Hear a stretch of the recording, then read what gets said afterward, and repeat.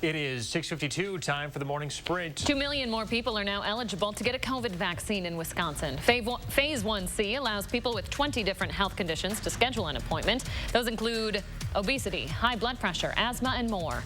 Groups like SSM Health say they expect a 10 to 15% decrease in doses this week, though, which means more people will now be fighting for a very limited number of appointments. As of yesterday, a quarter of Wisconsinites have received at least one dose. We have more on these new eligibility rules up right now on channel3000.com. We continue to follow breaking news. AstraZeneca says its COVID vaccine is 79% effective. The group cites advanced trial data from its U.S. study, which includes participants from UW Health. AstraZeneca plans to submit the findings to the FDA to try to get emergency use authorization.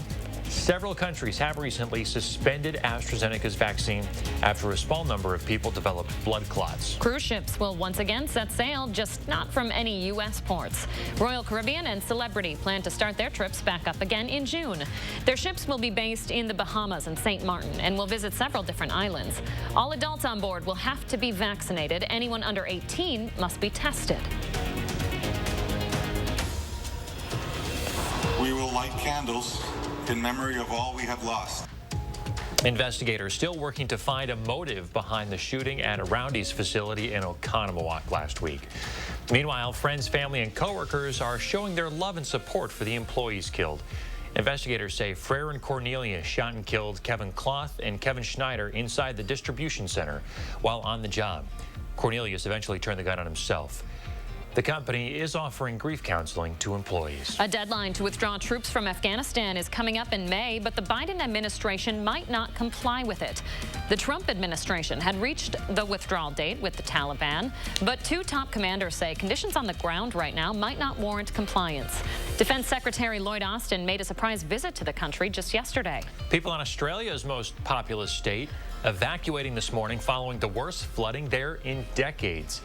The New South Wales State Emergency Service responded to 640 calls for help Saturday night, including 66 for flood rescues. Local leaders are calling it a once-in-a-100-year event. ICE is starting to plan housing some migrant families in hotels in Texas and Arizona.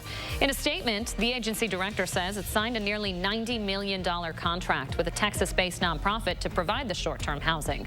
It's expected to provide more than 1,200 beds starting in April. The nonprofit will offer medical screenings, COVID testing, meals, mental health services, and access to lawyers. Former President Trump plans to make a social media platform of his own. The spokesperson says that the platform is meant to, quote, completely redefine the game. Several social media platforms have banned Trump for inciting violence ahead of the deadly January 6th Capitol riot.